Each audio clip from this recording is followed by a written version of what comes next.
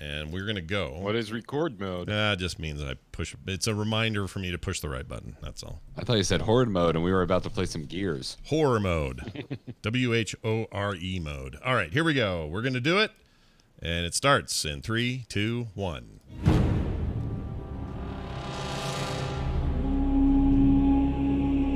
You're listening to The Instance.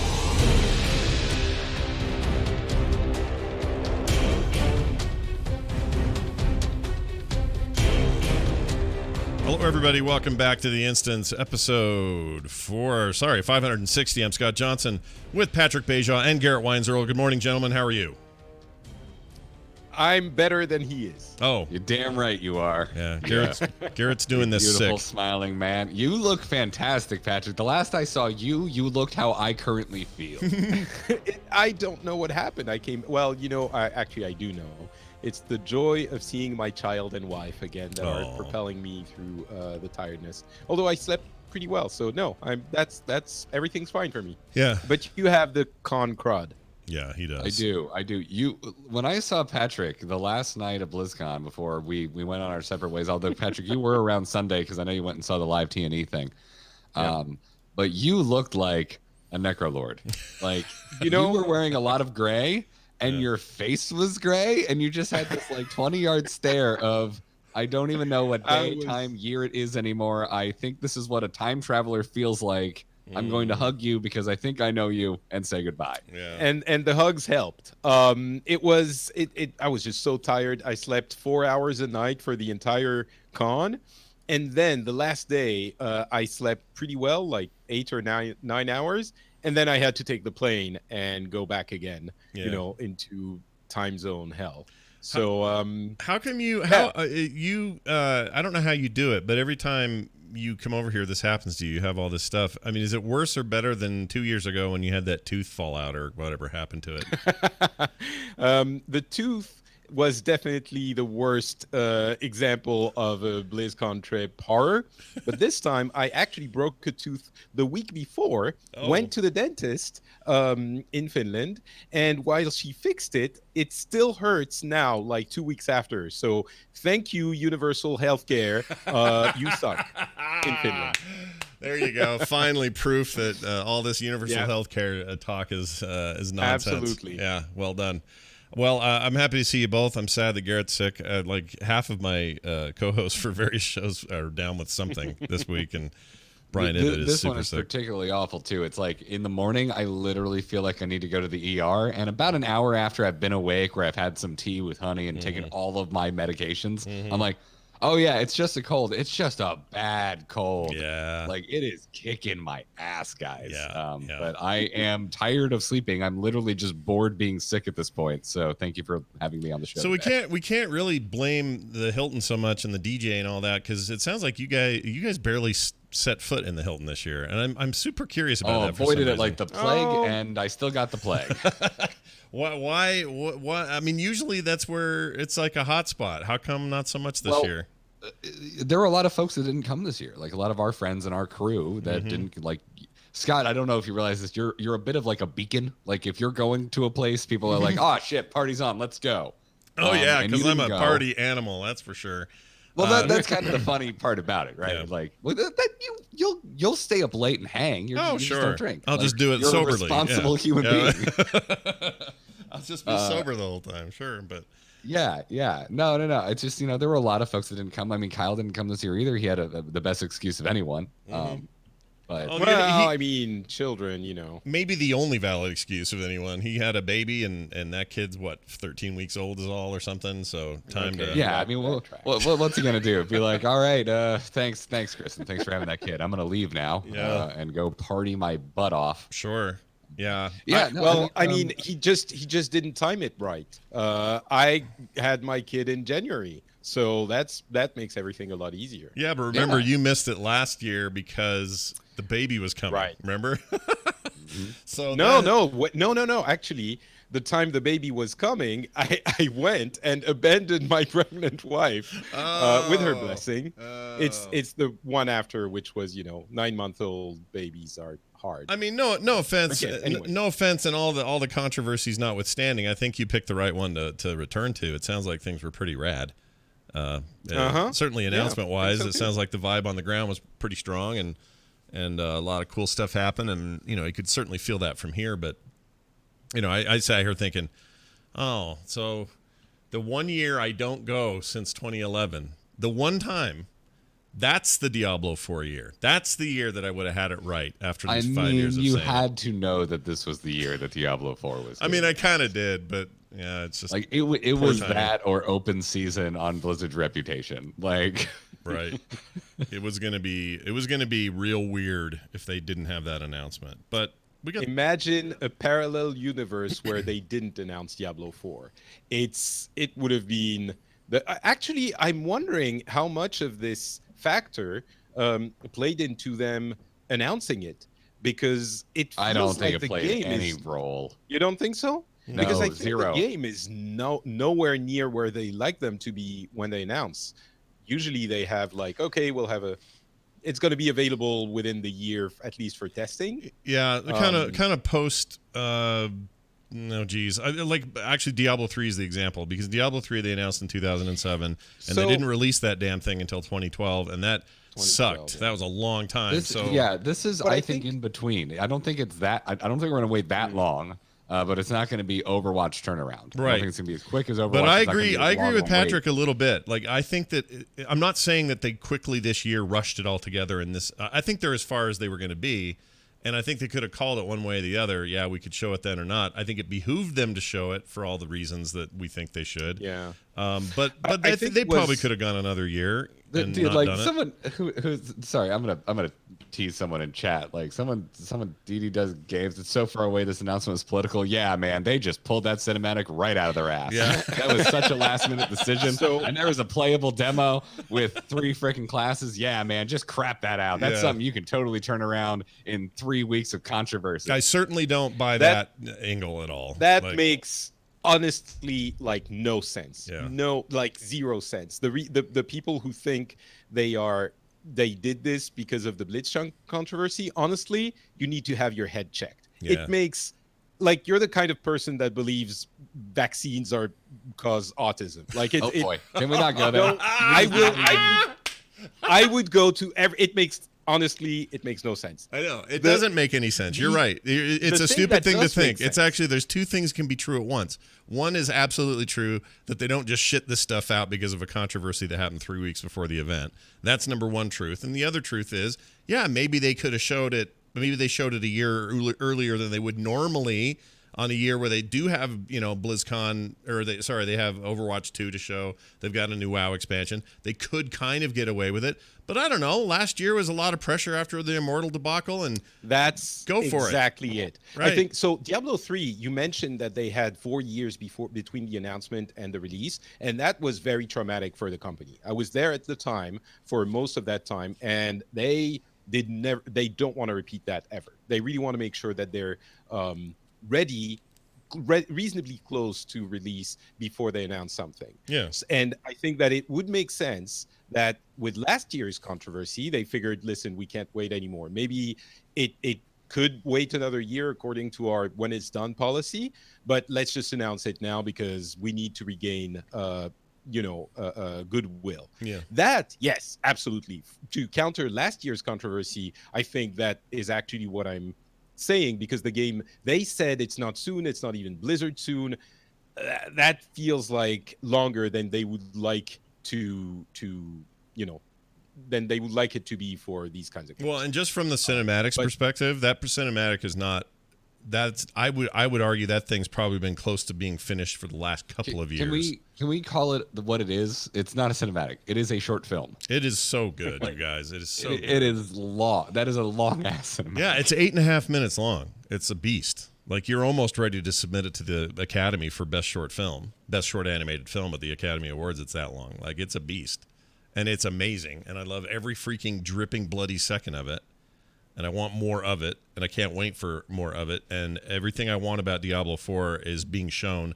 Like, it's everything I want. Everything they said, all the plans they have for it, including right down to the pricing plan, which is buy the game, we'll sell expansions, and probably cosmetics in between. I like that. I like the look of it. I like how dark everything is. I like the tone. It's everything I want. I'm so freaking ready for it to be just put in my damn veins.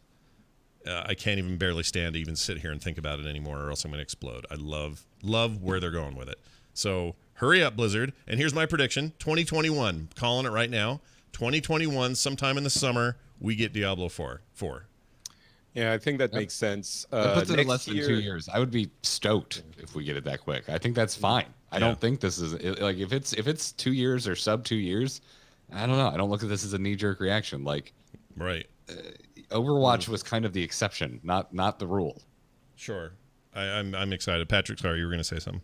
I cut you off there. No, yeah, I think 2021 seems reasonable-ish. Maybe a beta next year for BlizzCon, and then release in 2021. That would be, yeah, I agree. That would be the if it's earlier than that, I would be incredibly surprised. Yeah. Yeah. Yeah, because any sooner than that, that doesn't seem right.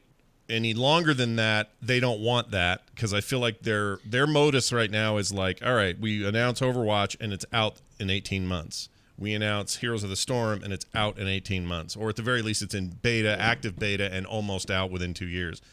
I think that's what they want to do as a announcement to release.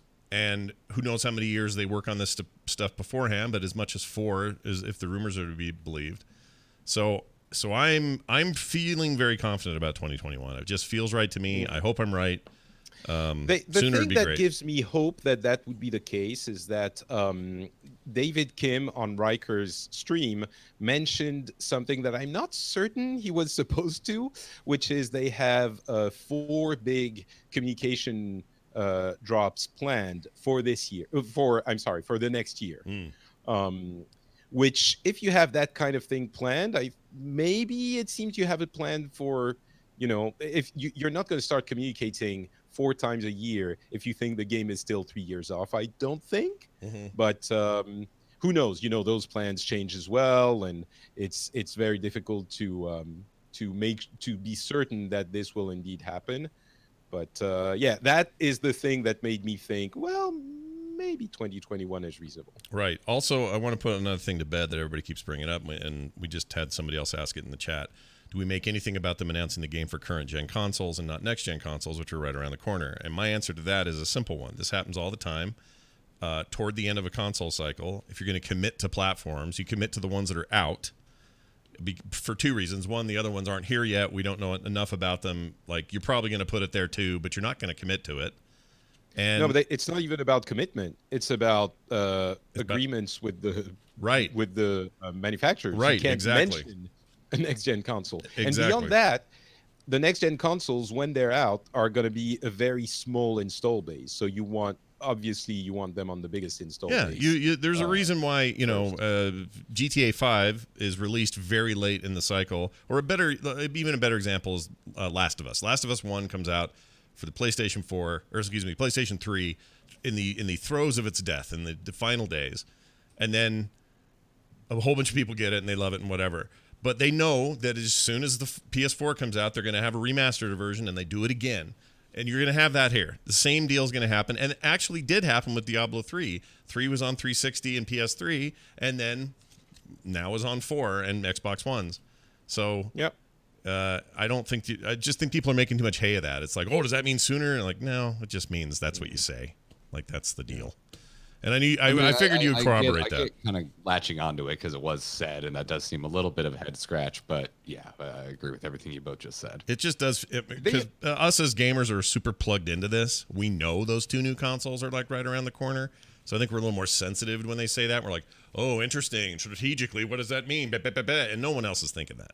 This is just like a mass market statement. Let's be honest, 99.9% of people listening right now are going to play it on PC. Right, right. And they could put it on Stadia. They could put it on a million other, things. They announced it on Switch, or No. did I dream that? No, they did not. Okay. That was. I think your Switch would literally just catch on fire. Yeah. It would take a real hit, I think. From what I could see, I mean, obviously, I didn't play the demo like you guys did, but it looked like to run that thing on the Switch, it would take a gorgeous. serious hit. Yeah, it looked really nice. So Yeah. pretty looking. I can't get over how yeah, when they cut to the gameplay trailer and I was like, what? This isn't isometric. Oh God, this is the in-game engine, and they made a cinematic out of it, and it looks amazing. Yeah. The cinematic from the gameplay trailer, the cinematic parts from the gameplay trailer are unbelievable. Yeah, they look really It's- good. It's like Yeah, it's like they realize, or they finally were able to realize the vision that StarCraft 2 tried to do with their in-game cutscenes, and then they look good for their time. It's 10 years ago almost. But I remember them just overheating machines, and everybody was having problems with those things because they were really pushing the limits. Oh God, yeah. Now you mention it, yeah, I remember those. Remember really that? kind of taxing my rig at the time. Oh, yeah, I think my I was still on a Core 2 Duo though. You'd so. go through, like, you'd be playing the game, and then you'd have a cutscene, and my fans would go from to just to get through it. But this looks like this is just it's just the coming together of so many cool technologies. And by the way, the dude that narrates that gameplay trailer is that guy from Game of Thrones and The Witch and a million other things. I love that guy's voice. I could listen to him talk all day. By the way, I agree with your prediction that this is Deckard Cain he is talking about. That's immediately he's talking to. I mean, in the And when he calls him brother, do you think he's calling him No, I think brother, he's or like, brother in the Herodrum some brother? kind of order of or guild or something. Right. But Herodric it could be brother. Yeah. actual brother, but it's supposed to be Decades ahead, decades right? after.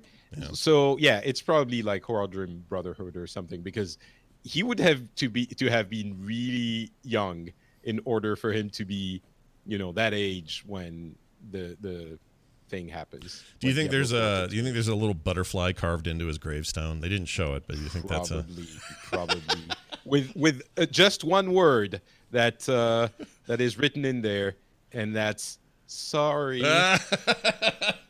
He died That's the it. stupidest All way there ever. Did we just confirm that Deckard Cain's gravestone has a tramp stamp? Yeah, we did. Yep. Yep. Right Got down near the Got butt a of the, butterfly right above the crack. right above the crack. Yep. Like all good tombstones, they have a crack somewhere. His is right above it. But anyways, I just can't I can't say enough about it. Now, since you guys, and don't worry, everybody, we'll get into Shadowlands in a second. I'm curious about your time with the demo of Diablo, what you thought of it, how it felt already. I know we're early; it's early days, but Blizzard usually doesn't show demos until that demo is super polished. So, did it feel good? Like, I guess all of those questions and more. What did you think of the demo? Either Go one. ahead, Garrett. Oh, it felt like more Diablo, but better Diablo. Like it feels like the next logical step from Good. D3. I played the Barb, only the Barb, as much as I wanted to go back and play the Werebear, the Druid. I did not find the time to do so. I had a lot of weird technical issues with my BlizzCon journey this year. So I lost basically half of my first day. Oh my gosh! Like audio and stuff you had done? No, the wristbands they gave us weren't letting me into any media areas. Oh, okay. So I spent half of my first day running around trying to get that fixed. Yeah, I heard a few other stories about that. You weren't alone, I guess. There were some issues with the new bracelet deal that they did. A little this year. wonky, Yeah. a little wonky, but yeah. So I was like, well, I probably only going to play this once. I'm going to play a Barb because that's what I mained in D3. I just love beating demons to death, and let me tell you, it's some good demon beating. Like it's it just feels so good. I mean, I'm basically having the feeling I had when I played D3 for the first time, like all over again. Just a sense of, wow, could you make pummeling a husk of meat and teeth feel any better than this? That's And great that was my news, feeling when I rolled my first Barb. That's what's so great about 3 is 3 is so visceral and so it's the strength of 3 is the combat and the fluidity of it, and I'm so happy to hear you say that's there. The combat seems significantly more fluid to me in this one. I mean, they brought in the dash from like the console versions, which feels nice. There's a lot more verticality to the terrain, which is something we're not all that used to. Usually you see a ladder, you click on the ladder and it loads you into a new zone that's supposedly above or below it. And there's still that. Don't worry, you're going into like dank, basements and stuff. But out in the world, there's just a lot more play with verticality. And like my barbarian had leap, I could leap up a level or down a level, and it just felt awesome. What's your take on the open world fight thing that they put in there? I guess it's just one boss, but like where everybody can kind of go fight them together. How'd that feel to play? To me, it felt really good because there was just the right amount of people at the right time all the time.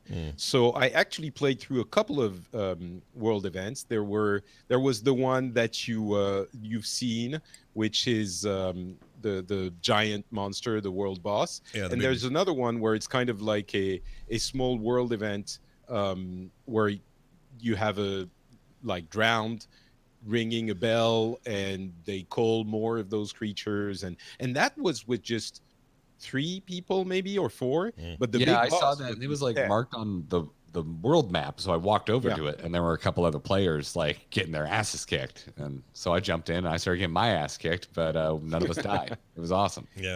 Yeah, it feels really good. And to get back to the gameplay feel as well, I completely agree with Garrett. It feels to me, I've never played for seriously 1 or 2. It felt like a slower, more deliberate version of 3, where every skill you use mattered. And it didn't feel dramatically different. I know we talked about, do they need to do a third-person thing or, something really different? And I'm, after having tried it, and, I'm down for just a better version of what's already there. But the dark themes aren't felt, that might be obvious, but they're not felt through gameplay. They're really into the storytelling. Things like the kind of quests you do, death is everywhere. It's dark, like not just the trailer. The world is heavy. Yeah. Well, I mean, look, they got that guy who seems super creepy, rebirthing a giant ballsack lady. Trouble's on the way, folks. Get ready for Diablo. You know what? I keep doing this on all the shows. I'm going to play a little clip from it just because I love that trailer so much. Here's just a reminder of how rad that thing sounds. The knowledge you seek is here. Surrender. Speak the words. Call her home. And then she gets birthed out of a giant scrotal sack they made out of dude's bloods. That face of the third character that calls her the priest. Yeah, it's so realistic. It feels like it's photorealistic, and when he's scared and terrified, it feels so. It chills you to the bone. It's so good. Oh my gosh. But the in-game things are also a little bit not quite that much, but it's like people being sacrificed, and like there's a dad who sacrifices his son to get food for the village, and then I mean it's terrible. It's terrible. Yeah, in all the best ways. I can't wait. So positive feelings all around for Diablo 4, I take it. You guys are are we getting a baby? Is that what's happening? Hold on. Cute moment coming up. No, maybe not. No, he came in and he's like, Papa, caca. So, oh my God, that's adorable. It's just like his dad. He pooped his pants. That's the best. Well, he's been watching the Diablo trailer. Oh, yeah, I'd poop my pants as well. Actually, people had warned us. Also, I want to put one more thing to bed about the entire event, and then we're going to move on to Shadowlands, given that this is a mostly World of Warcraft show. So there were rumors floating around that Weezer was the band, was one of the bands. And I have a thought on this. I have it through some authority that was the plan, and the reason things went up to the very last minute before they announced it, literally on day 2, with all the people they did end up having, was that they couldn't work out a deal. So I was told this in confidence, and I'm not going to say anything else, but I'm pretty sure that they were on the docket. That makes sense. Weezer seems like a good fit, all of that, but it sounds like they just couldn't get a deal done in the time they needed to get it done, and then ended up with other stuff. Garrett, what's your take? Well, I'm not too sure because I have a feeling we may have talked to the similar people. But I asked someone. I mentioned it to someone that may work for a certain company. Yeah. And they like openly laughed at the insinuation That it was Weezer? Yeah, it was like a no way in hell laugh. That I'm getting alternate information from my source because and that's the problem with this sort of thing, right? We don't know. We'll talk off air. Yeah, we'll compare notes. Yeah, we should compare notes because I'm very curious about that. But anyway, So that Instead didn't happen. We got 3 acts I've never heard of. Right, but one of them was kind of. I ended up going and listening to a bunch of playlists, and they were kind of rad. And I'm trying to remember their names now. They're the EDM guys. I feel like you would the Glitch Mob. Glitch Mob. They were cool. Yeah, I like their music. It seemed like the kind of thing you would like. Yeah. I only heard them for half a second while I was trying to walk over and see the Diablo experience before leaving. Yeah. But it had like a Disneyland queue, so I was like, you know what? Yeah. I think I've had enough BlizzCon for this year. I'm gonna just go get dinner. I understand. No, I liked it. It was very good. Wait, somebody canceled? Who canceled? One of the 3 canceled? Someone in the chat said that. Maybe they're just saying things. I don't know. Anyway, all right, forget about all that. Let's talk about Shadowlands. The post BlizzCon discussion here. So that Diablo 4 trailer had a way of making everything that came after it seem not as cool, but in retrospect, after kind of going back and looking at it all again, they're really cool. Like the Shadowlands trailer is really cool. I think the stuff they announced is super awesome. The Overwatch 2 trailer was amazing, but again, they just felt so shadowed by Diablo that it was hard. It was kind of hard to not notice that, at least in the thick of it. I don't know if that's the same on the floor. I assume it would have sort of felt like that as well, but from home it did. I mean, people lost their mind for all the cinematics. I feel like all of them, like everyone went off. For me, it was literally in descending order of hype. Oh, wow. It was like Diablo was the raddest, Shadowlands was the second raddest, Hearthstone, like, you can't surprise me with an expansion, but they did surprise me with a new game mode. Yeah. And then Overwatch 2. By the way, did anybody have that on their betting card, on their bingo card, that freaking, we knew Blizzard. I had a notion that Blizzard may get into the auto battler thing, the auto chess kind of world somehow. They would just want to be in there. There were a few rumors. I had no idea it was going to be them. About heroes, right? Well, that's what I'm saying. That would have been my bet. I would have never said, oh, yeah, Hearthstone's where they're going to do it. And the great part about it is it's freaking rad. It's really good. Like, I'm going to play Hearthstone again because that mode is so good. If you like that kind of thing. I mean, you may not like auto battlers, and it's sort of one of those, but I think the Hearthstone implementation is really strong. I just wouldn't have picked it. Totally blew my mind. Anyway, someone says you look like Beavis today. Garrett. I don't know. Oh, me? I don't know why. Does that make me butthead? Yeah, I guess you're butthead. It's a really nice thing to say. Yeah, it's super sweet Thanks. to say on the day you're Shadow. so sick. I already feel so good. You've made me feel so much better. It's a compliment. It is, sort of. All right. No, it isn't. So let's... Well, but let's pretend it is. All right, let's pretend. All right, so here's the deal. I feel like, and I don't know if I'm right here, but let's talk about overall thematic stuff to do with Shadowlands. I feel like all the concerns I had about Sylvanas being so OP only when it suited her, I feel like that's being answered. Like, she's in cahoots with somebody who's given her power well beyond her norm. I still argue that the Seraphim cinematic, like, I didn't read into any of her abilities as something she couldn't already do. Well, like, this is the first time where I'm like, where are those chains coming from? And I got my answer. I think the part not you're in the cinematic you're itself. right.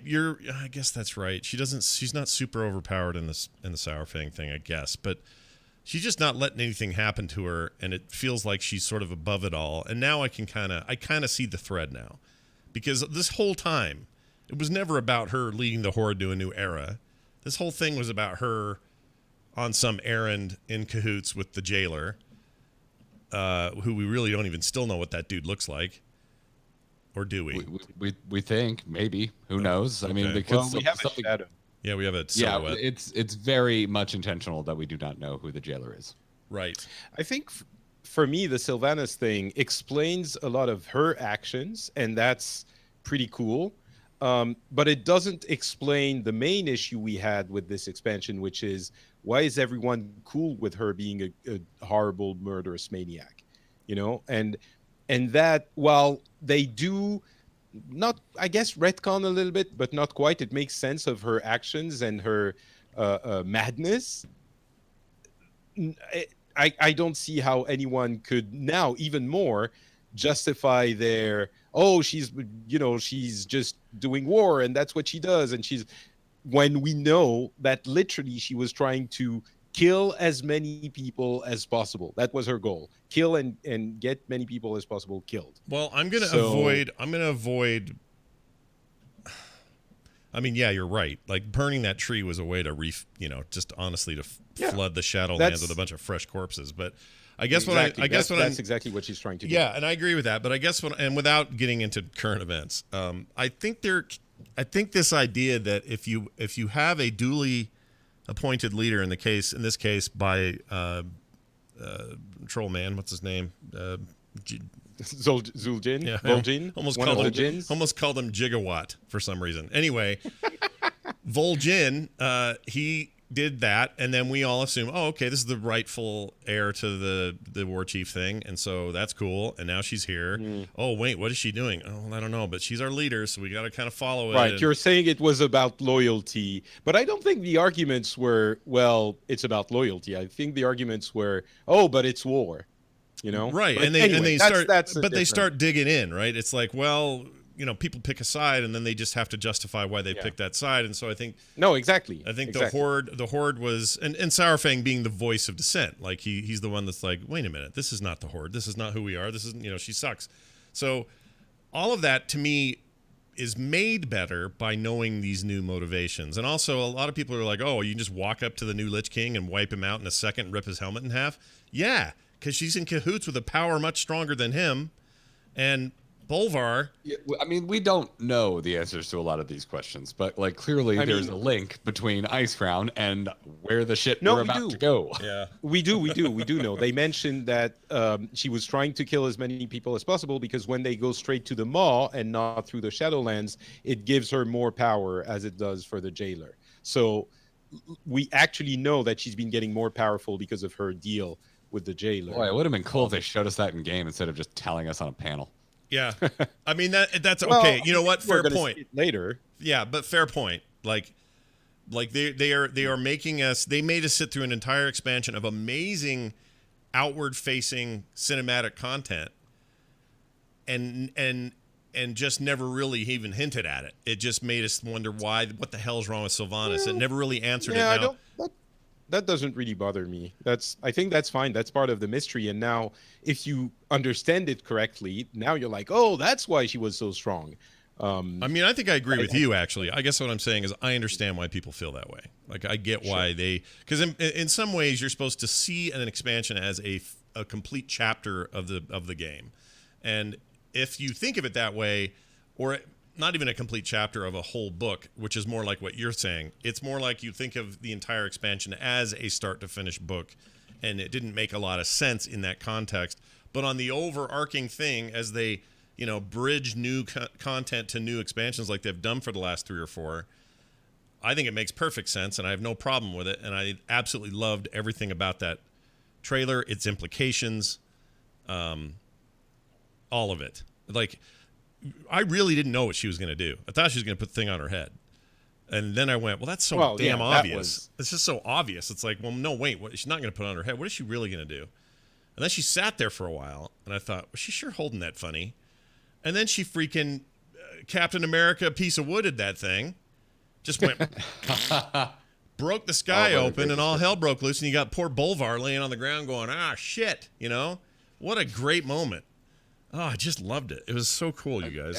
As much as the fanboy in me would Lich Queen, that'd be so cool. By the end of this cinematic, I was like, thank God, we're not retreading stuff we've already done. They're showing us something entirely new. Yeah, I felt that too. I really like the cinematic. Yeah. I like what I've seen of Shadowlands so far. Like Sure. I'm being grumbly about the Sylvanas story because you're tying it into BFA, and I just hate it. I hate everything about it. It sucked. It was horrible. Let's move on with our lives and go see the Shadowlands. Sure. I don't blame you for feeling that way. I mean, so you guys played the demo. Patrick, did you play it and get your hands dirty? Yeah, I want an owl husband now. Oh, nice. I just want one to carry shit around for me because that seems like that's all they're doing. Those owls just carrying stuff you want around. an owl to be your player character in Death Stranding? Is that what you're telling me? You know what? Now you're talking my language. I like the cut of your jib on that. That's pretty good. Did you guys like the game though? Like, how did? I guess it's hard to explore all those themes, or excuse me, all the systems. Yeah, but... I mean, dude, demoing an MMO is always kind of like I mostly go in just to see what it looks like and see if they have somehow still found a way to impress me with how they make this engine look. And the answer is yes. Like that one zone, it was Bastion that was playable.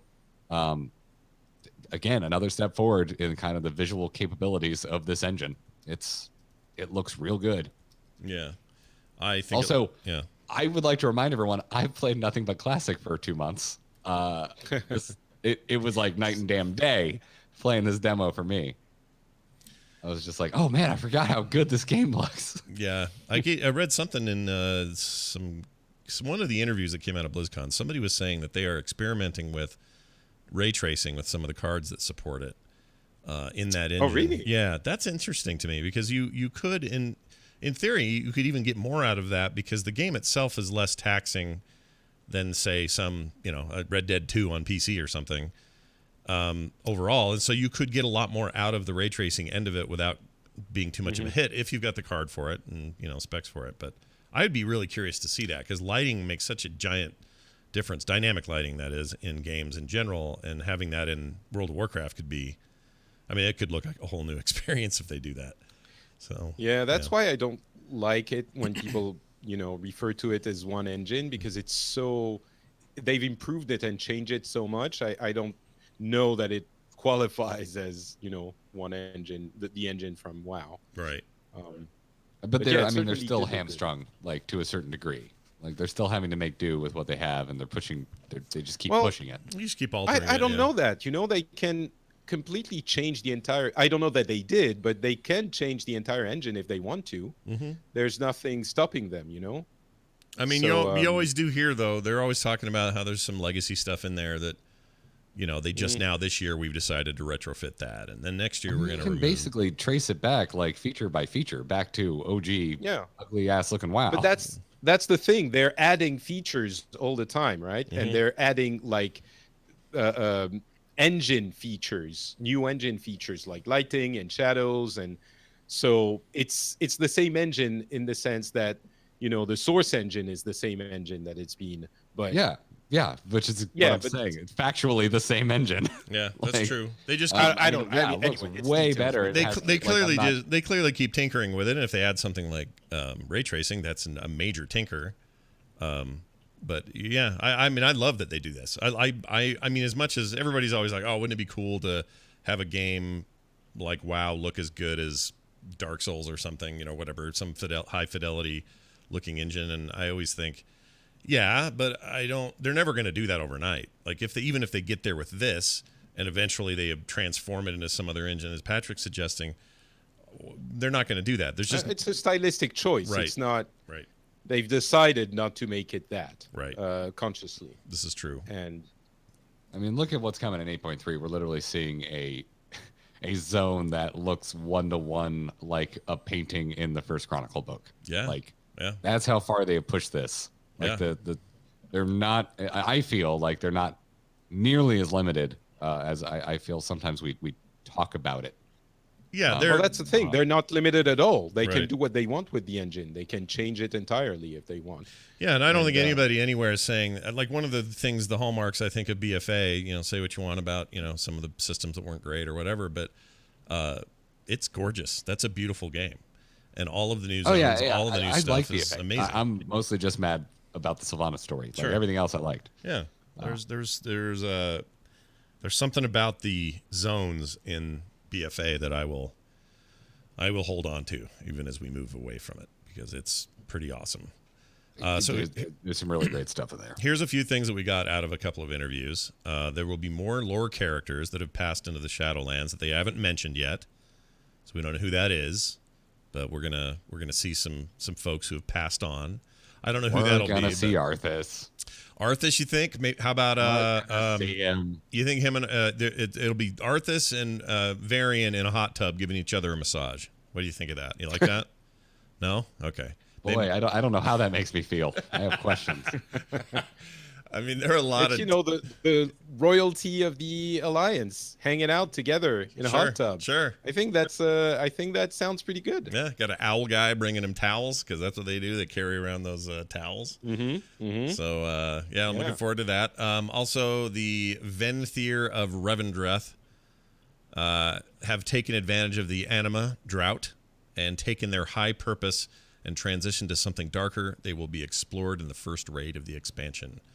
And isn't Revendreth, those are the ones you like, Garrett, the vampire people, right? Well, the Covenant's called the Venthyr. The Revendreth is the new zone. Oh, it's the zone. Okay. Sorry. Revendreth is the zone. Venthyr are the vampire people. Yeah, that's right. Yes. Those are the ones I will be allying with on every character I ever make because they're spooky, freaking gothic vampire people. Why would you even bother talking to anyone else? Well, they don't have any owls, so I don't know. That is one thing. Yeah. Did you see the shiny little fox of the forest people? Yeah.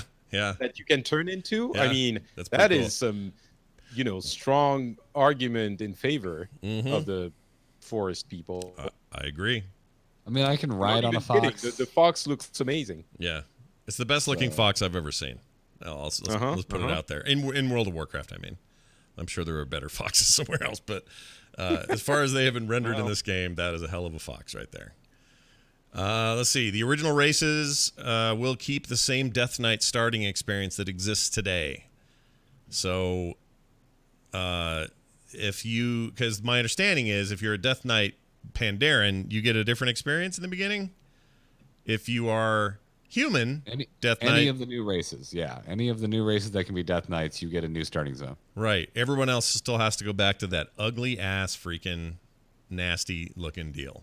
You hold your tongue. It hasn't held up that well is all I'm saying. Okay. I've been there. It has. I went there recently. It's fine. It's okay. There's a lot of bad textures. I'm just saying. You role play every weekend. I would think you, of all people, could use a little bit of your imagination and get over that hump. All right. Fair enough. I think you make a good point, actually. Let's see. The allied races in Pandaren will have a new sliver of time Death Knight starting zone that will show a short intro experience, interact with Bolvar, and then you'll be sent off into the world. It takes place before Sylvanas shatters the helm. Yeah. You need to mention it. Yeah, it basically takes place right before Sylvanas shows up. So apparently Bolvar knew she was coming, but what is their starting level? Because if we're getting squished to 50 for everybody, are they getting squished to like 20 or something? I think the new Death Knights get booted at 10. Oh, geez. Okay, early then. I've not seen this anywhere. It's one question I never seem to hear anybody give an answer. I feel like they mentioned it in the Q&A, and I don't remember the technical level, but I'm fairly certain they mentioned Death Knights. That Q&A went good. You guys see Red Shirt in there again. That was pretty cool. Yeah. Sarcastard said DH and DK's exit at 10. Okay, they do exit at 10. All right, that's interesting. I guess with the squish, that's fine.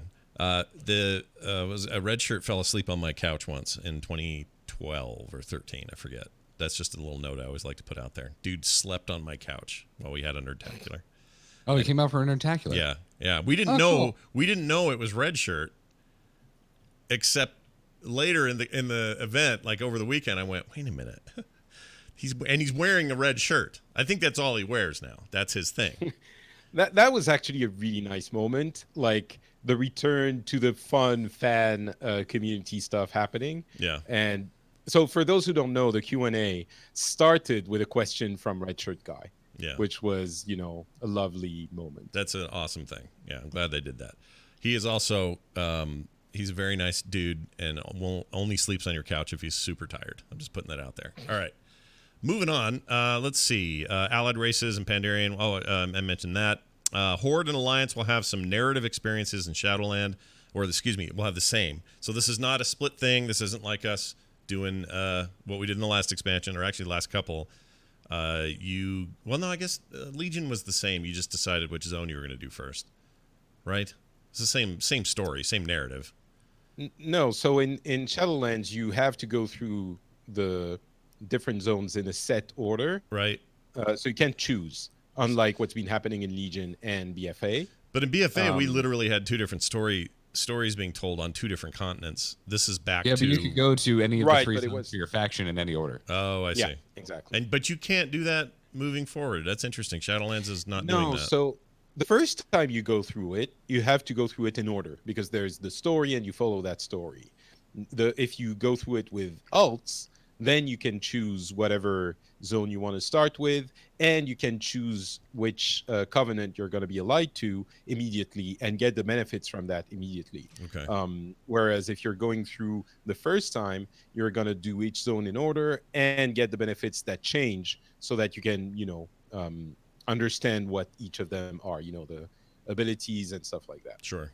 Okay, that makes sense. Let's see what else. The Heart of Azeroth will not continue. We knew that, I think. Bolvar will play a major role in the narrative. We get to find out what the years spent as Lich King has done to him and his motives during the previous expansions.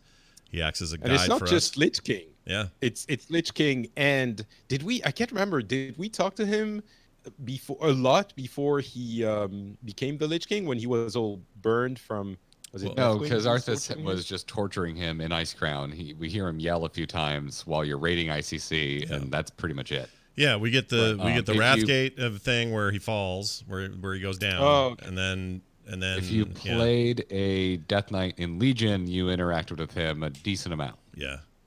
He's cool. I like Bolvar. I'm excited. He's the shit wizard of this expansion. He's the Khadgar kind of. He's going to be our dude to roll around with and talk to all the time. So that's kind of rad. I like that. Let's see. They are still not sure if any of the dungeons will be mythic only, but there's talk about that. They're still working out details on reputation. The anima drought has caused distrust between different realms in the Shadowlands, so that's your job is to go in there and work on some of that. And the new starting area is off the coast of Stormheim, which is interesting. I don't know why, it just is. And then familiar faces will be joining us in Shadowlands, which is kind of what they said earlier, so they're being a little redundant there, but I'm very excited I want to see who shows up. Like, yeah, it's fun to say, oh, Arthas will be there, but a lot of big names have died in this game's history. So they could really go back, man. They could, dig deep. Are we going to see Uther and Arthas interact? I mean... Do I get that fan service? Oh, my gosh. I didn't even think of that. I mean, maybe they're in the hot tub. Applying beard oil to... would be Making pretty penance amazing. by giving Uther endless massages, Sure. Why not? and combing his beard.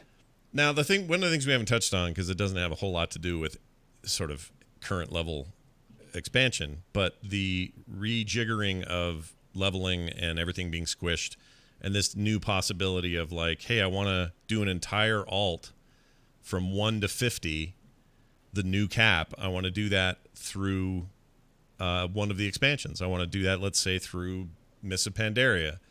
That sounds awesome. I don't know why it sounds awesome. It just freaking does. But do you guys have any thoughts on that? Do you think? I mean, my takeaway from that was making alts is going to feel a lot more like an RPG than it does now, and you're going to have meaningful levels, and you're going to get meaningful stuff for those levels, and it's going to feel like WoW, maybe even a little like vanilla, with all the modern trappings. By doing that, any hot takes on that? I mean, I think it's going to be a lot easier than Classic. You're not going to die as much leveling, but the leveling through one expansion thing, I think, is really cool, and you're going to see a lot of people going to Pandaria. A lot of people who were screaming, Kung Fu Panda, they're doing it just for that, and that are going to think, oh, actually, that was a really cool expansion, and I want to play through it again. Yeah, that's me. That's where I want to go. I think I want to do that. I mean, I could go. I suppose. Well, if we can do any of them, I guess they all have some advantages. But honestly, that's where I want to go. Is there anywhere else anyone wants to go? Do you really want to do? I guess Wrath of the Lich King? Northrend and this one are the two that are going to be really popular. Yeah. I would love to see numbers on that from Blizzard when they have the stats. But I think, Northrend and Pandaria are going to be the most popular one, which is funny. Okay, here's my question, and no one knows the answer to this because no one's talked about it. But let's say I've got a level 30 currently, an alt who's level 30. I don't want to boost him. He's just chilling at 30. When the squish comes, obviously his levels will be squished to whatever that percentage is. He's going to be 10 or something. But will that mean, what does that mean? Can I still take him over to Pandaria and start the story and it'll scale to the point that it won't end until I'm 50? You know what I mean? Like, or am I at a disadvantage by not starting a brand new dude over there? Like, I don't know how that works. Why disadvantage? Well, I don't want to I really do want that feeling of I started here or when I entered here, I left at 50 no matter what I came in at. Does that make sense? And I don't know if they're scaling it that way. Well, I mean, no, they're not going to make you restart from level 10 if you're already level 100. Well, no. I mean, like if I'm 20, let's say right now I'm 30. Let's say it takes me down to level 8 or 10. And then I go into I'm like, sweet, this is the new system. I'm going to Pandaria to level this guy. Will I out-level Pandaria because I'm starting at 10? You know what I'm saying? Well, I think at 10 is the level you're supposed to start it at with the new system. You have that's not the best zone. example. Let's say you're level 20, I think is the better question, and exactly. I don't know the answer to it. Yeah, I'm going to assume Yeah. you'll probably hit 50 before you're technically done with the story. Okay. I think that's going to be the case for everyone, actually, because they did say leveling is going to be 60 to 70% faster. So I think you're going to be able to... most people are going to be out-level the content before they finish all the zones of that content. I mean, Pandaria, or I don't know, maybe it was... They made maybe it's dynamically scaled is what I'm saying, because they made such a point about, hey, you can do the entire leveling experience in that story, and when you walk out, you're level 50. I mean, maybe it is scaled that way. Maybe it is maybe it's a dynamic thing where XP ranges change based on when you entered, either at 0 or if you ground out a bunch of, you killed a bunch of trolls for no reason, and you got a bunch of XP on top of what you'd normally get for quest XP, maybe that's just all dynamically, So I guess the question is, do they scale leveling so that one expansion takes 60 level? That's the question, right? Right. Or 40, I guess. 40 levels. 40, Yes, that's yeah. exactly what they do. That was the announcement. Okay. Yeah. So I get so there probably is something. I just think So there's you something. have to go through all the zones in Pandaria in order to level from 10 to 50. Correct. It will be more or less do all of the main quests from all the zones. I think that's the case, Okay. and that's what I want. I'm sure there's ways to understand. speed it up, like heirlooms, or what if you do dungeons, or you dip your toe into Yeah. PvP. Right. And I mean, they can play with the numbers in number that the quest give you, in number of XP, etc. So they can make it last as long as you want. It could completely work even if it didn't back then, numbers wise. Yeah, and they can. It can be automatic. Like a lot of MMOs already do this. Like, I mean, basically, it's the way it works in ESO. You're working your way through that game, and the world's dynamically moving with you, and difficulties adjusting, and XP amounts are adjusting, and itemization is adjusting. Like, I think they're doing that. But I guess we'll wait and see how it is in practice. I'm actually very excited about that, though. Like, it actually fits right in with what I really want to do, which is I do like that initial experience. I don't like it in Classic, but I do like it in the modern game. But I'd sure like the modern game to reflect some of why people are so jazzed about Classic. And this feels like a little bit of a Classic Plus, maybe, or something, or it's a weird hybrid. I don't know. On paper, seems promising. We'll just have to see when we get there. All right. There's tons of systems. We'll go over those in the following weeks. There's way more stuff to break out about Shadowlands. We'll do that in a more individualized way. We got a long time till that game comes out, so don't expect everything today. Instead, I want to touch real quick on Blizzard's earning call. World of Warcraft drove the biggest quarterly increase to subscription plans in franchise history in both the West and East. That's good news money-wise for them. So they kind of exceeded everything this quarter when they thought they were going to possibly have a loss. And this is, of course, over not just Blizzard, but Activision as well. It says, let's see, they reach in October remained well above pre-Classic levels with deep engagement across Classic and Modern World of Warcraft. significant growth in the size of the WoW audience. Blizzard had 33 million. I forget what MAU stands for. Monthly active Monthly users. active Monthly users. active users. That's right.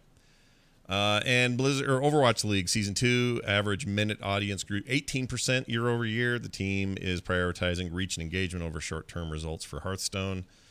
But overall, and I'm leaving out a bunch of Call of Duty Mobile and a bunch of other stuff because who cares? But that they had a good thing. Still makes it feel sort of bad that they laid off people, but I don't know. Maybe I shouldn't worry about that anymore, but it's kind of a bummer. They had record profits when they laid people off, and now they have better than expected profits for the quarter, and some of those people still don't have jobs. They give you the good numbers. I'm sure they are good, and Classic was an unexpected success to the level that it was successful. Yeah. But the way they frame it, it's the biggest quarterly increase to subscription plans in franchise history.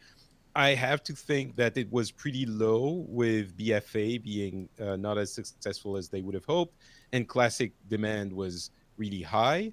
So I don't, for an expansion, people usually subscribe a little bit before they come back for the end of the previous expansion. Mm-hmm. So I don't know exactly how to interpret that specific number. It seems like a weird one to choose, and the kind of number that you give investors to. I mean, it's always the case. You give the best numbers you can to investors, even if they don't make a huge amount of sense. It's an indication that it's going well. But it doesn't mean that the game has the most subscribers it's ever had, for example. Right. And since they don't do those numbers anymore, we have to kind of just dance around and try to figure it out. Yeah. All right.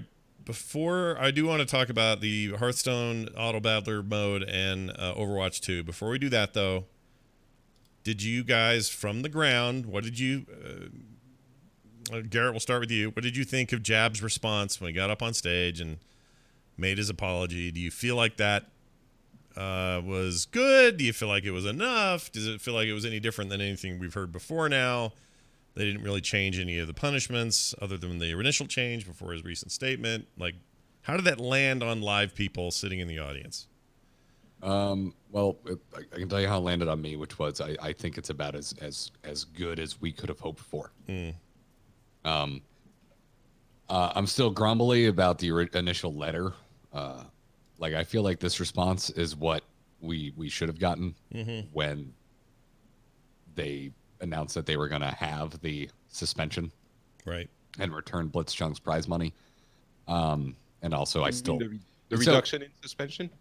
Yes, they cut it in half. Right. Yeah. Like, I don't know. It doesn't make my irritation or anger at the molasses speed at which the first letter came out, or how bad I think that letter was. But I really liked Brack's comments. I think this is a good first step. This is kind of the Jalen Brack I was hoping to see from the get-go.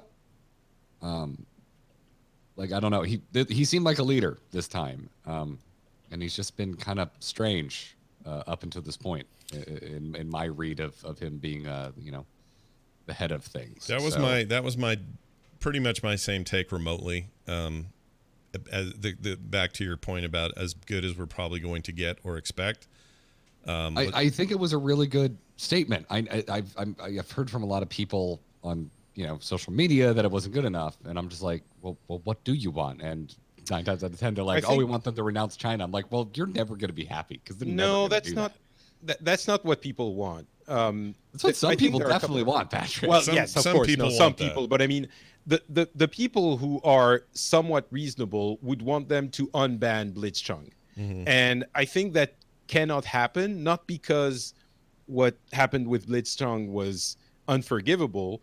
The problem that a lot of people don't want to accept, but aren't agreeing with, is that if they do unban Blitzchung, it doesn't cause a problem for now, it causes a problem for later, because then they put themselves in a position to decide every time there's a controversial statement or issue, do we ban them or not? And then all hell breaks loose. It's like how Facebook and Twitter and YouTube have been trying to decide what people can or can't say, and there is no good way of doing that. None. Like, no one is ever happy about anything that happens there. So I understand that Blizzard does not want to get into that game. And I don't think it's their job to be into that game. Maybe for a company that is about communication, social networking, you have to make those kinds of decisions. But, it's, of course, when it's about Hong Kong, it's easy to make the decision.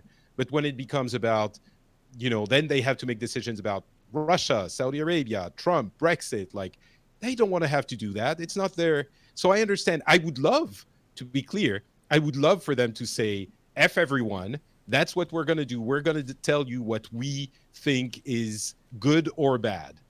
But I also think it's not fair to expect them of doing this when they're a business that has nothing to do with deciding or communicating on people's opinions. Right. So the thing that they could do, unbanning BlizzCon, I think is not fair to expect, because what it means for the future. It would mean chaos, horror, nightmare for them, because everyone would be angry at them all the time when they took the decision of banning or not banning.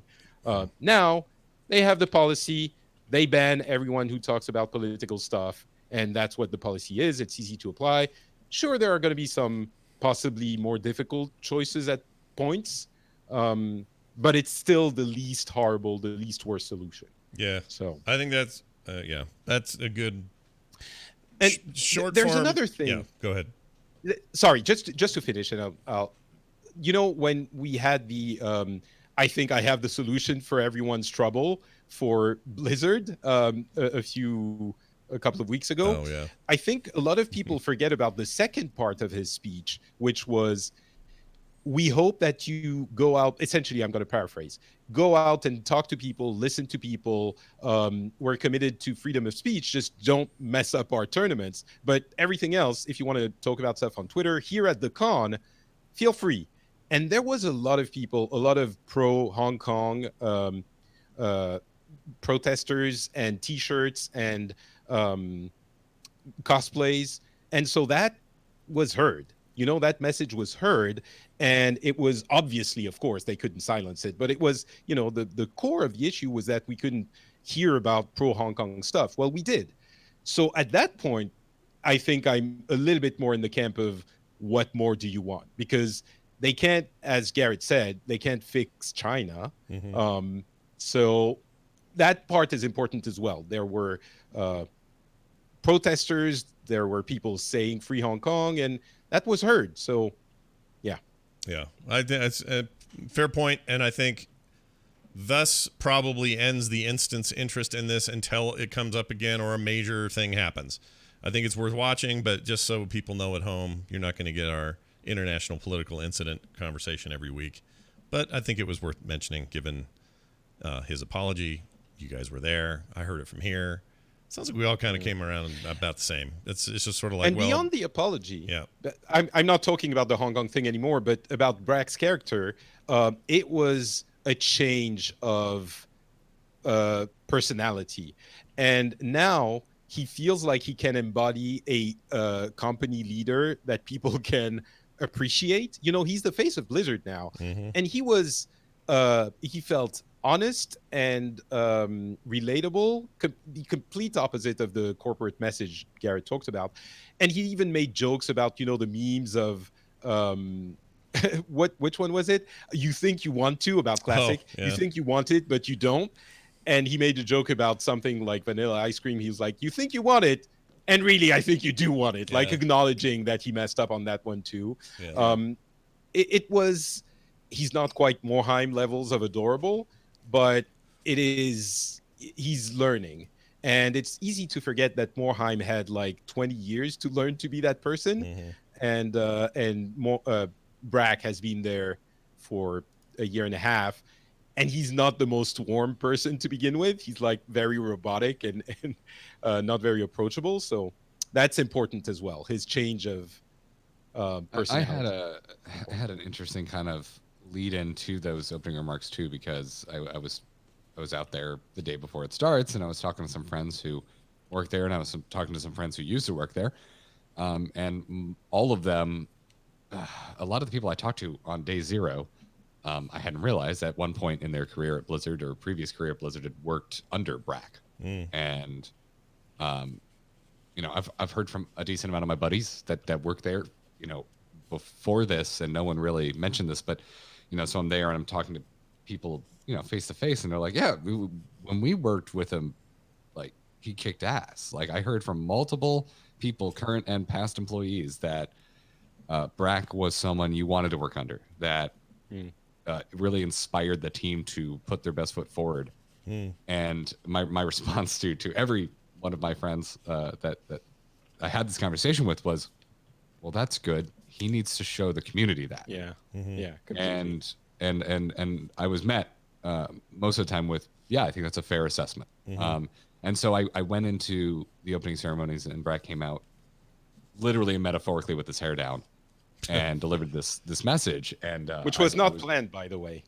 What, the hair part? Yeah, we heard that. I was there for this conversation, Patrick. Oh, okay. I think that's irrelevant to the conversation. I'm just trying to kind of paint a picture for you for my response to this, which is like, I had that kind of floating around the back of my head, like, wow, I never talked to anyone, and that I knew worked with Brack, and we're like, oh yeah, he was awesome to work with. So I show up to the open ceremonies, and he comes out and delivers this message, and I was just like, well, he did it. He showed us, I think, that side of him. Yeah, I could still sense that there are constraints on him that aren't his constraints. Definitely. Welcome to I mean, Giant. there was an interview. I can't remember the outlet with Brack that went up, I think, the same day. Yeah.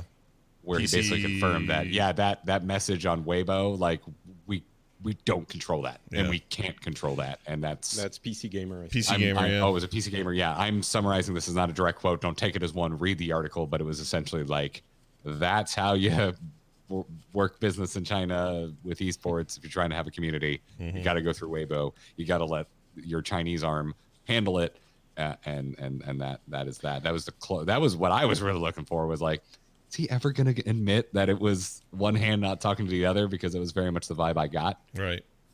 What he said literally was, we were not consulted, and had we been consulted, we would not have approved it. Right. And hearing this or reading this, I think it changed a little bit of my understanding of the initial statement when he said, we messed up, we didn't communicate things clearly, we didn't bring people together. My understanding of this is they're going to make sure that doesn't happen again. It seemed harsh towards NetEase, which I don't know if they even have that kind of choice or latitude to tell NetEase don't publish stuff without asking us. Yeah. But it felt to me like he was saying, you are not doing that again. Yeah. That's well, and the other thing I didn't know about all of this, and that was another educational moment from that article, is that if you want to work in China, the law is, you can say whether, I'm getting away from the argument of, well, just don't go to China then. Let's forget that for a second. There's a lot of companies in bed with China. It turns out they have to work through a designated, approved Chinese company to do anything. Blizzard can't just go into China. I didn't know this, but they can't just go into China, set up servers, and say, all right, here's World of Warcraft, everybody. They have to work with NetEase. It's like this weird law stuff that I didn't know about. I didn't know that was even a thing. So, that doesn't excuse anything. Not at all. I'm just saying it's this layer of complexity that we all think it's a bunch of Irvine guys sitting in an office in Beijing. It's not. It's not that. You have to have this other layer. So I guess what I'm saying is, as usual, everything in life is more complicated than the internet lets you think. And I think it behooves Brack and others around him to be a little more transparent about it and talk about it out loud. So, and I think the PC Gamer article was good at doing that, so that we just understand all the workings and the cogs and the wheels. We still may not agree with it. I think most people knew, though. I think most people knew that it was. Well, okay. I don't. What I'm saying is, I cannot believe. There've got to be a lot of people who have no idea that if you want to work in China, you basically have to have a China buddy. Like, you have to have a authorized by the government, party approved company to work with. That seems very Dude, I worked in China. I had to go to China. We had to buy stuff from China every day, and I never knew this. This was all news to me. So I don't know why I didn't know it. Maybe I am the only person on the planet, but it does feel like a thing a lot of people didn't know. I could be wrong. People have to write in and tell me. Anyway. Oh, that's nice of you. Baton says smart people probably figured that out for themselves. Thanks, man. I appreciate that. That's a really kind thing to say on the internet. All right. Well, it is the internet. Yes. Blitzchung, rather. I keep saying Blitzchung. It's hard for me not to. He's been signed by Tempo Storm, by the way, and he will be back in Hearthstone. I didn't hear that he got signed by Tempo Storm. Yeah. Oh, good for him. So That's really cool. And that's, I think, for me, the silver lining, I guess. But it's that we are going to get that moment in 5 months when he's back in esports tournaments and in Hearthstone tournaments.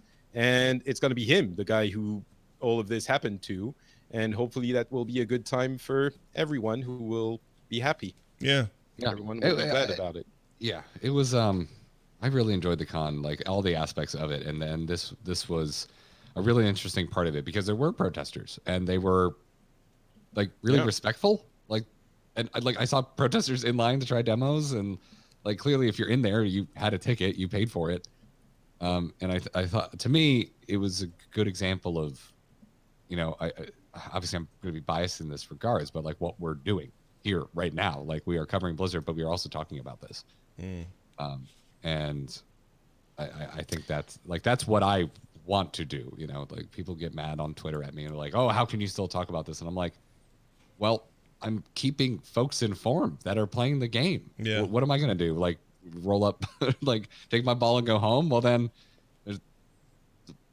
I don't know. I feel I'm doing more good continuing than, hardcore boycotting. Right.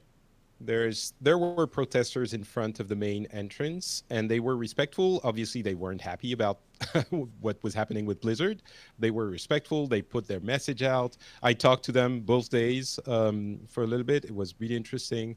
And that's, I think, if you're angry at Blizzard, that's what I've said in a couple of places. If you're angry at Blizzard, then you're angry because of the Hong Kong thing. So get informed about what's happening in Hong Kong and go seek out people and talk about it, and like direct your energy towards Blizzard maybe if you want to, but also towards that, because that's the point. That's the whole point of this whole thing. I mean, I think you should try, like, I don't know, like to a certain degree, yeah, I'm in the camp of like, well, damn it, what am I going to do? Burn my iPhone? Because Apple's not great either, and so on and so forth. But at the same time, I totally understand and respect trying to affect change where you have a voice, where you've made your bed.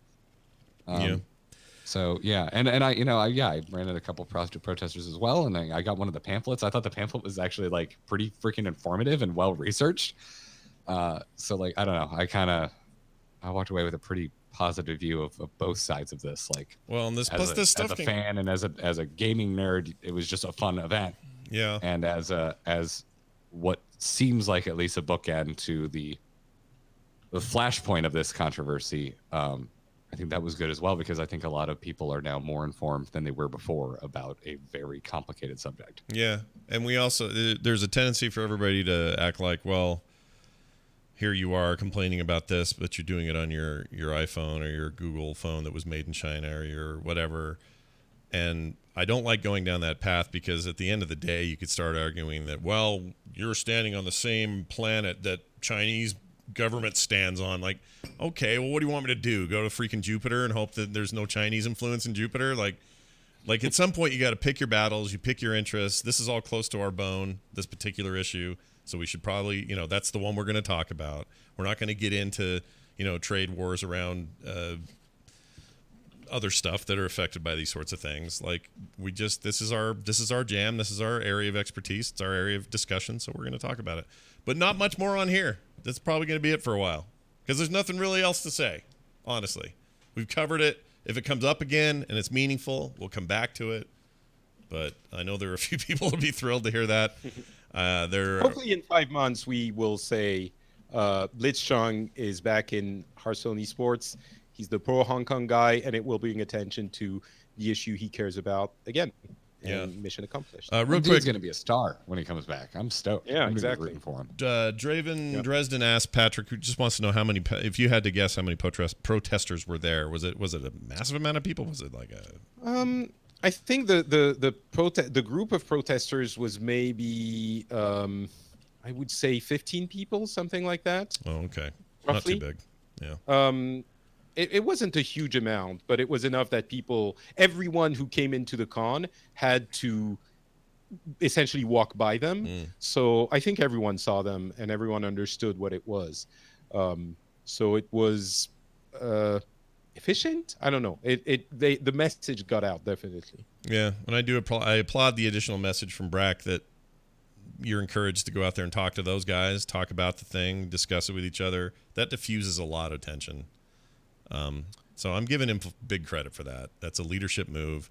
You can say that the other things are a problem. You can still complain that there wasn't a lot of substance to the apology or whatever you want to say about it.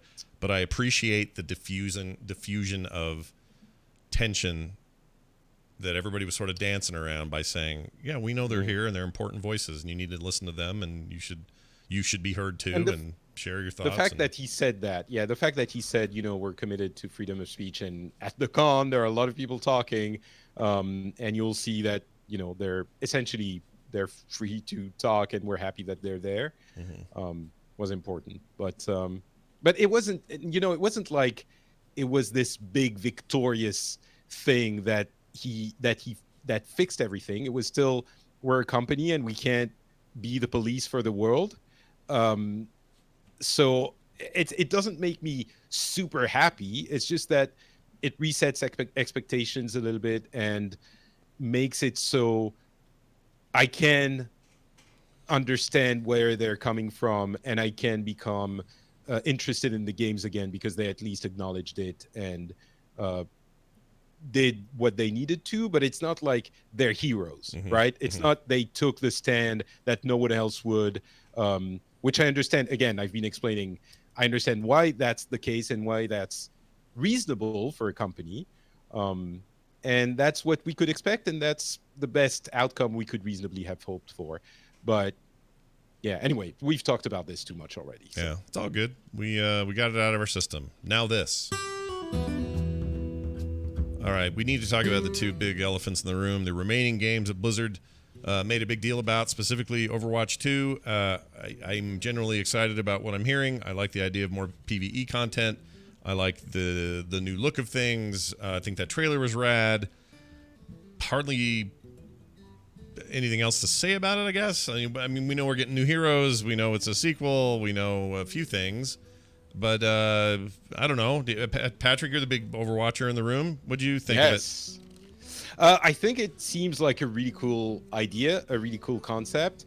They are essentially making Overwatch 1. They're doing a bunch of stuff in PvP and PvE for Overwatch 2, but everything they do PvP-wise is going to be integrated into Overwatch 1.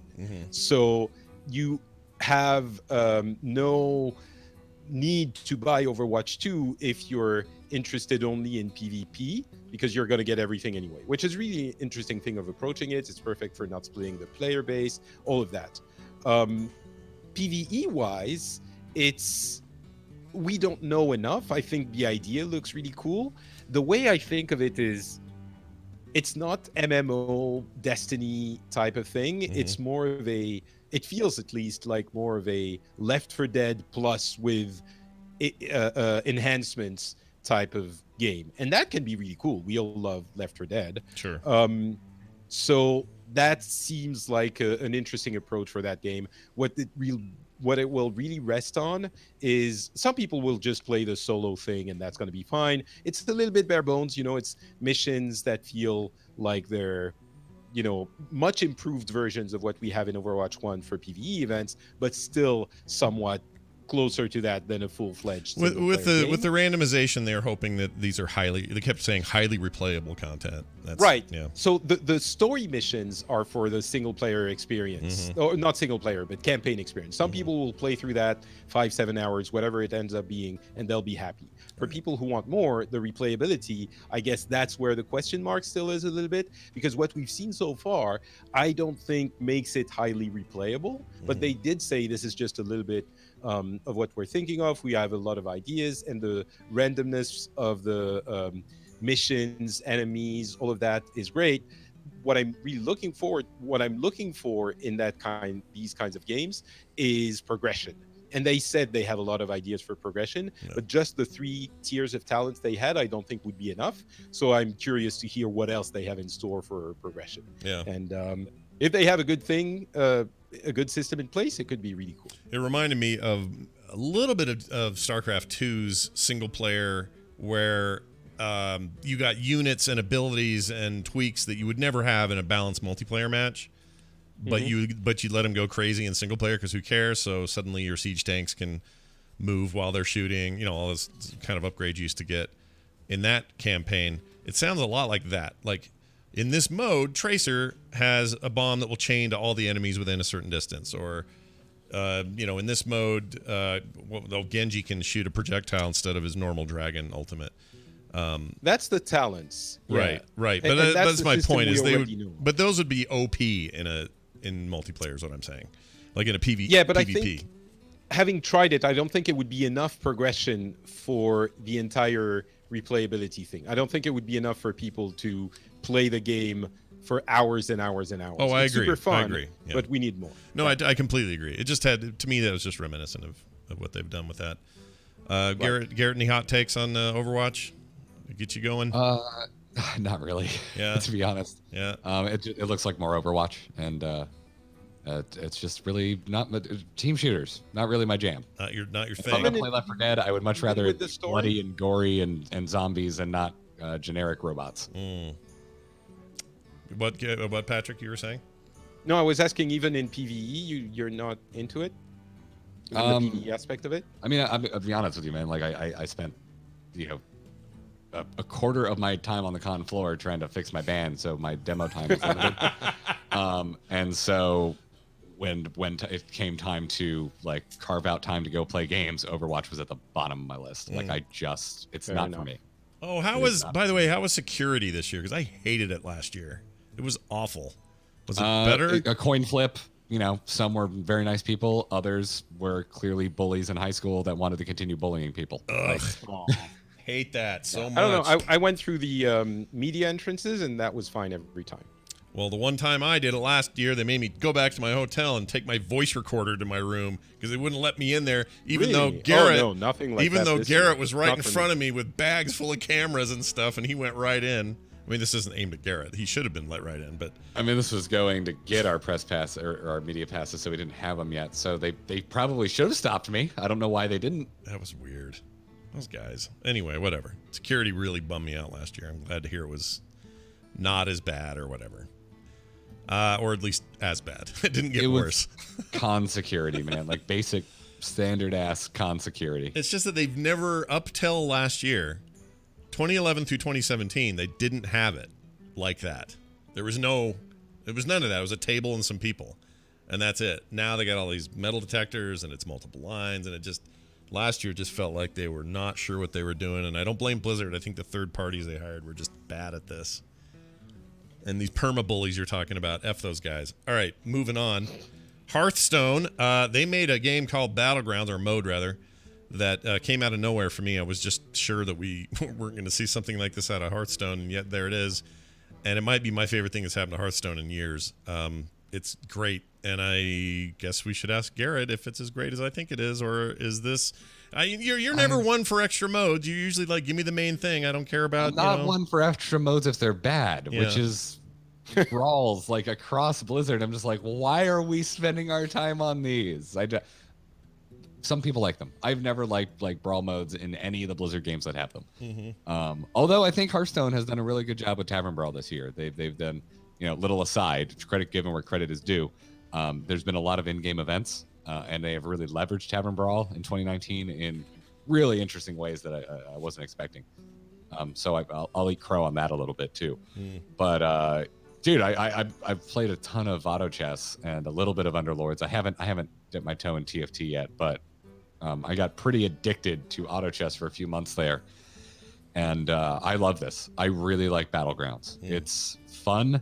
I think it is a little bit deeper than some players were giving it like credit for initially. I talked to some some pros, and they were like, and I'm like, man, I don't know if I agree. I have a couple nitpicks, but overall, I think this is a really really good entry into this game type. I'm happy that it retained its Hearthstoniness somehow. It's hard to explain what I mean by that, but it doesn't feel like a complete rip off of auto chess. I mean, dude, I can tell you what I think you mean by that, because I sat down to play it and I was like, oh my god, my card knowledge counts for something. Yeah, it's actual Hearthstone cards. There's 10 unique cards to the mode, but every other card is a card that has at one point been like standard playable, or maybe is currently in wild mode. So like I sat down and I'm like, oh, Murloc Tidecaller. It's a 1/2 that gains an attack, and like I knew exactly what it does because I know Hearthstone cards. Yeah. I like that. Was cool. I like that a lot. I like drafting a hero to play as. They call them bosses, but like it's you, so I still call it a hero. Like that's cool. That's something the other auto battlers don't do. That adds its own like layer of intrigue with the hero power that you get. Yeah, the games also aren't 45 minutes. I like that a lot.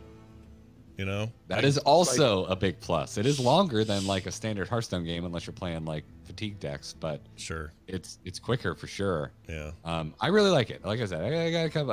I'm really struggling with not being able to look at my opponent's boards whenever the hell I want to, and it kind of annoys me, because you can like.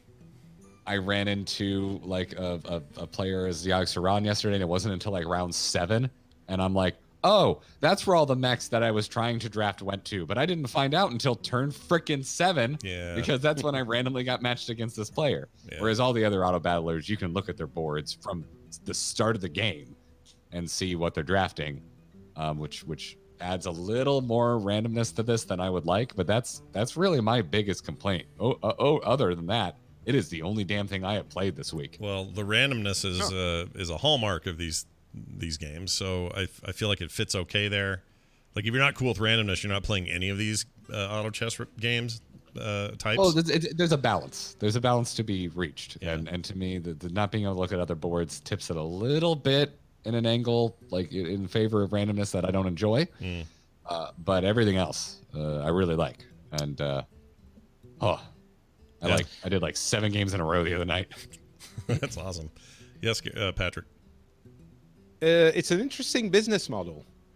It's the least pay-to-win game in Overwatch, in Hearthstone, because literally there's no way to pay for power, or for cards or anything.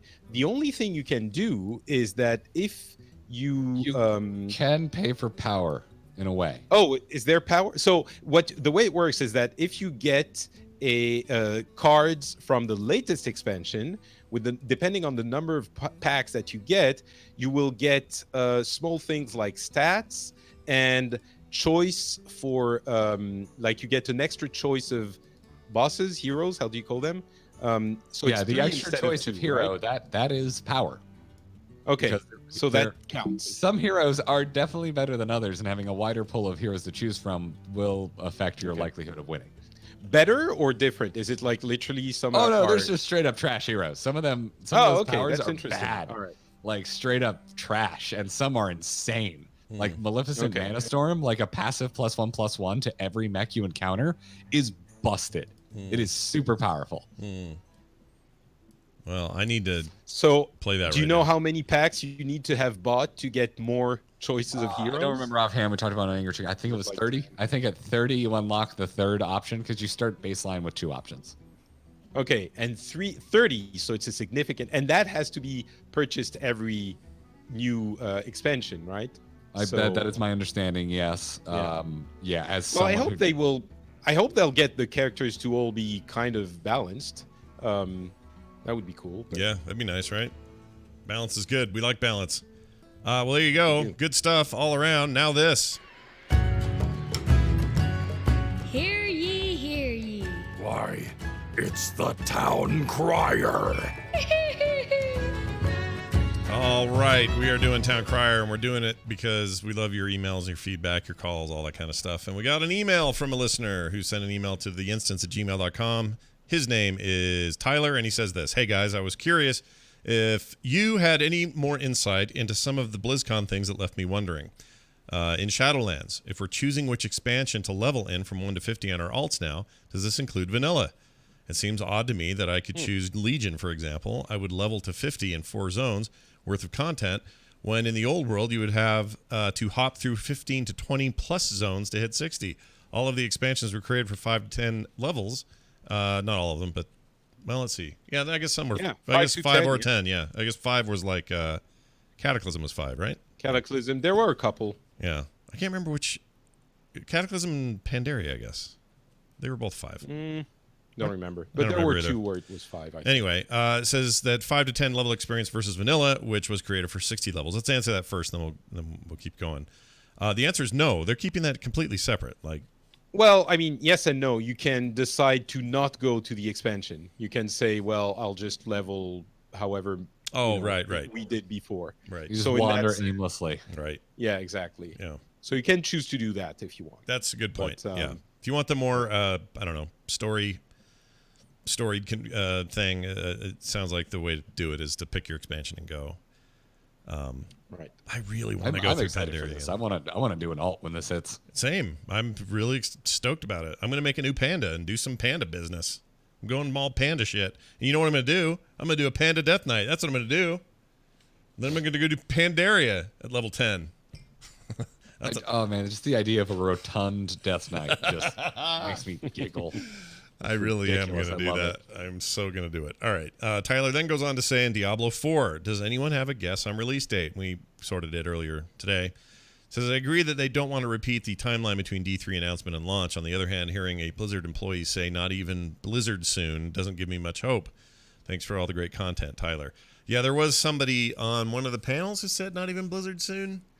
Yeah. That's it's not soon, not even Blizzard soon. which is a dangerous thing for them to say because that's a range. Like that's if you're talking Diablo, that's 6-7 years or something or whatever the hell it was.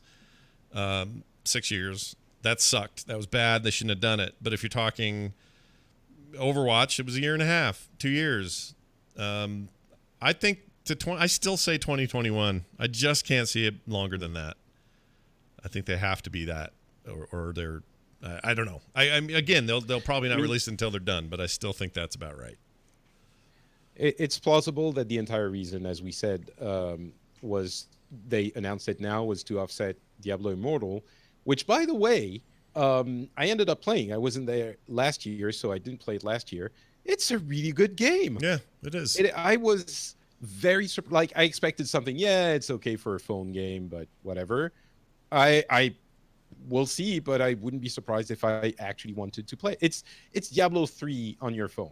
That's what it is. Yeah, that's what it is. That sounds cool. Yeah, and also now that phones can all sync like PS4 and like Xbox One controllers, I wonder if it'll support it. I would love that. I probably won't. Seems like they're focused on the touchscreen, but I would love it if they did that. It's very well designed for touchscreen, and the way the abilities work with cooldowns only, you don't have to manage your resources. Really works well for a phone. So I'd be surprised if they got the controller in, but I mean, if you're going to play with a controller, you might as well play Diablo 3. Any indication at the show not on release date? Because that's still nobody's talked about that. Yeah. They talked about nothing about Diablo Immortal. They avoided that hot turd like a hot turd. So there you go. They did mention in the Q&A, written Q&A, that they knew there were mentions of the fact that it was over because NetEase had said it's essentially over. I don't know why they don't release it, and they were like, "This was inaccurate information." Blah blah blah. So essentially, it was over, just not Blizzard polish over. Yeah, I'm fine with that. I guess I feel like as far away from that mess as you can get. I kind of thought they were going to release it on the day and say, after all this awesome hype for Diablo 4, and by the way, you can get your fix today with Diablo Immortal on phones this afternoon or something. Yeah, I think the feeling I got from talking to people was that there was very little to be gained from any of those quote unquote controversial things. If they want to release it in a month, they can do that, and everyone will be just as happy as if they released it at BlizzCon. And if it could have tarnished the joy of Diablo 4, I don't think there was a lot of chance of that happening, but it was a possibility. So I think they wanted to just not touch it at all. Well, there you go. Now, some of you may have noticed today we didn't talk about Deathwing and his introduction into the Nexus, into Heroes of the Storm, or Heroes of the Storm at all. And there's a reason for that.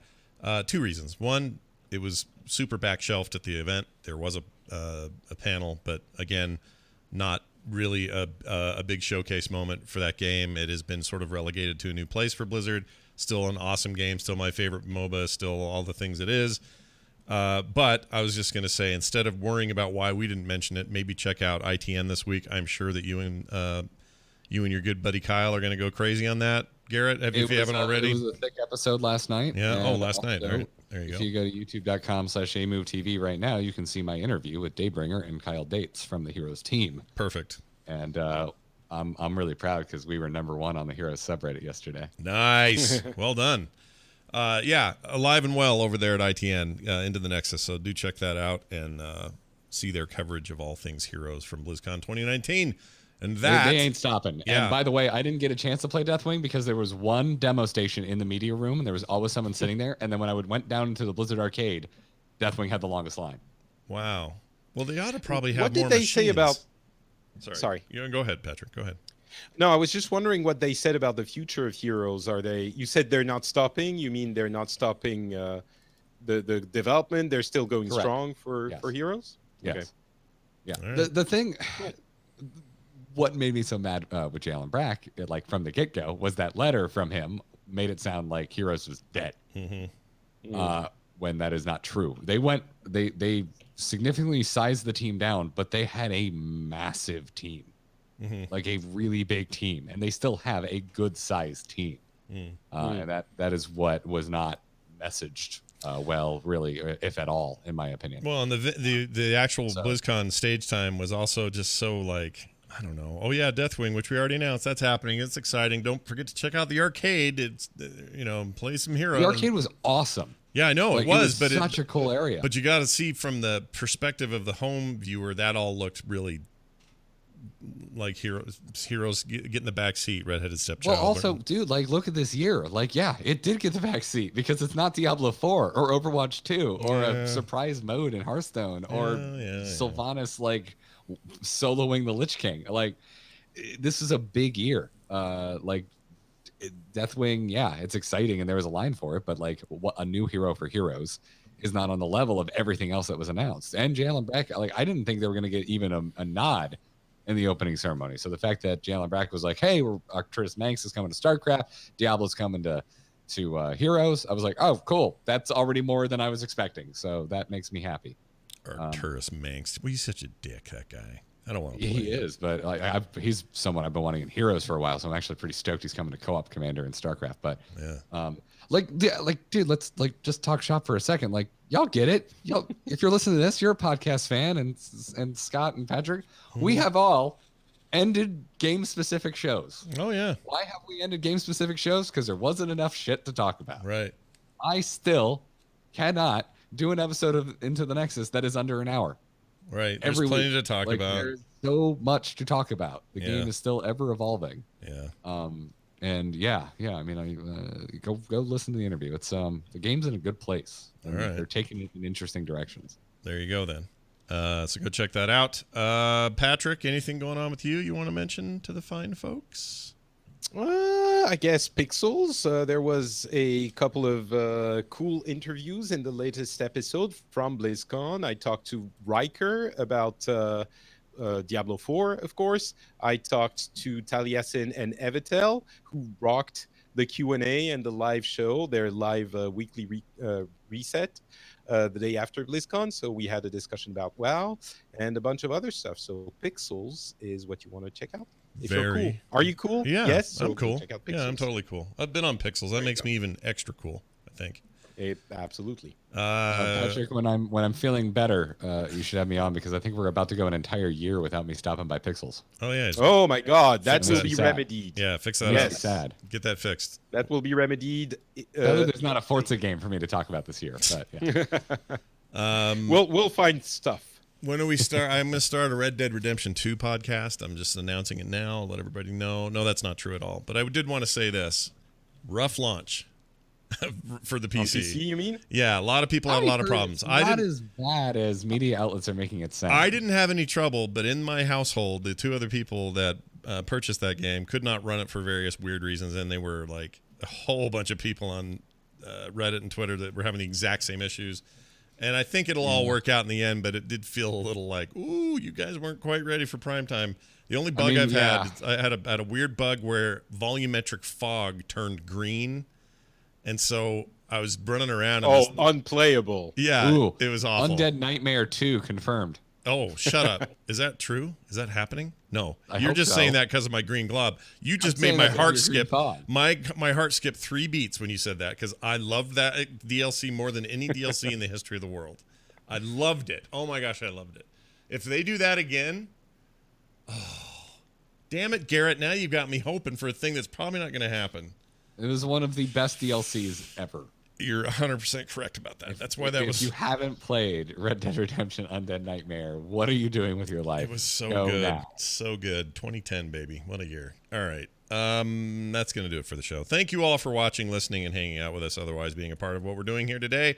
If you like what you hear, you might consider heading on over to our website and click our support link. We made it ourselves, and it's full of great goodies, including physical stuff shipped to you every month, as well as lots of digital rewards. Or even if you're just like, I want to get on a low tier and just support you guys because I've been listening for so many years, and it's really no skin off my nose. Here's $1. We'd love that. If you can, please consider it. It's over there at theinstance.net. That's also where you can find everything else that you might be interested in. That's theinstance.net. Also, find us on Twitter. Garrett Art, not Patrick. I'm at Scott Johnson. The show is at Instance Show. I think that is going to do it for us, for me, for Patrick, for Garrett, for all of you. We'll see you next time. Bye.